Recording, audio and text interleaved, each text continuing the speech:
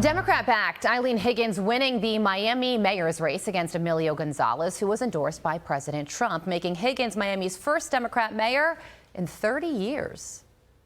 I really am profoundly honored to stand here today as your next mayor. We will lead a city that belongs to everyone. A city where seniors can stay, young people can build a future, immigrants feel welcomed and respected. The host of the Hannah Cox Show, Hannah Cox, joins me now. Hannah, good morning. It's great to see you. So everybody's going to be expanding this out today, and rightfully so. How significant is this win for Democrats, not just in Miami, but on a national scale? I mean, at the national scale, we're going to be watching every single race. And of course, that's just natural. People tend to have off years when you have a party in power. And I think that we can expect to see some other losses. The economy has not turned around in the ways that people were hoping it would under Trump. I think that's really going to be the largest determinant right now. We're still feeling the effects of the tariffs. We haven't really gotten the relief at the working class and middle class levels that people are hoping for. If that turns around by next year, then I don't think Republicans are going to have that much to worry about in the midterms. And I certainly don't think this one race in Florida is indicative of them having a huge, massive problem at a national scale. But I also think if we continue to see the same economic outcomes that we're currently living with, then we could see some big losses. Well, this election had a lot to do with the Hispanic vote, and that's an area where President Trump made some significant inroads in 2024. But according to some polling, including Pew Research, he's losing some steam. 7 in 10 Latinos disapprove of President Trump's handling of his presidency, according to the latest Pew Research poll. Why is this happening, and how can President Trump fix this?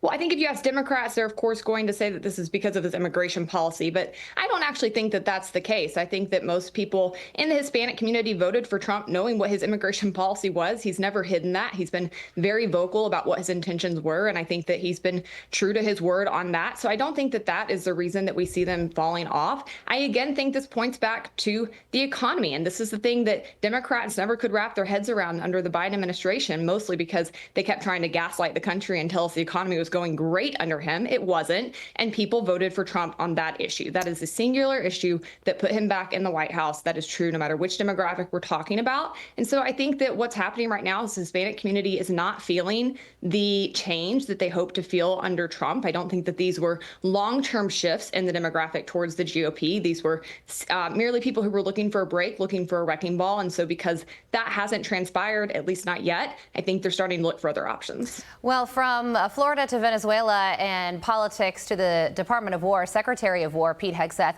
led a classified closed-door briefing to discuss that boat strike in the Caribbean, as well as other actions in the region. And now Senator Chuck Schumer said he was going to demand answers from Hegseth, but after the briefing had this to say. Watch. It was a very unsatisfying briefing. I asked Secretary Hegseth, would he let every member of Congress see the unedited videos of the September 2nd strike? His answer, we have to study it. In terms of Venezuela, I asked them what their strategy is and what they were doing. Again, did not get satisfying answers at all. So when it comes to this boat strike, Hannah, obviously Senator Chuck Schumer wants to make this a significant issue for the administration. How do you think we should view it? Well, I do think due process is important. I think it's rich coming from Democrats, considering that they have never cared about that when they were in power. And they certainly have been complete warmongers every administration they've had during my lifetime. So it's a little bit hard to take coming from Chuck Schumer. But I think secondary to the economy, the other big issue that got Trump into the White House was his foreign policy. People are tired of meddling in other countries. They're tired of nation building, and they're tired of reckless interventionism that often leads to situations that put America in danger or get us further involved in foreign conflicts. I think this is a situation where people are right to ask questions. I appreciate Rand Paul's commentary on this. I think that at the very least, members of Congress and high-ranking officials should have access to the proof that what is happening, that these drugs, that these boats have drugs on them, that truly is the case. That needs to be proven. I don't think that we should ever just take the government's word for anything. So I do think it's an issue. I don't think the Democrats are right that this is an issue that is galvanizing the American people. So I think it's something that actually most people aren't paying that close of attention to or that worried about, other than as a partisan wedge issue. Understood. Host of the Hannah Cox Show. Hannah Cox, thank you so much for your time this morning. We appreciate it, as always. I'm Steve Doocy. I'm Brian Kilmeade. And I'm Ainsley Earhart. And click here to subscribe to the Fox News YouTube page to catch our hottest interviews and most compelling analysis.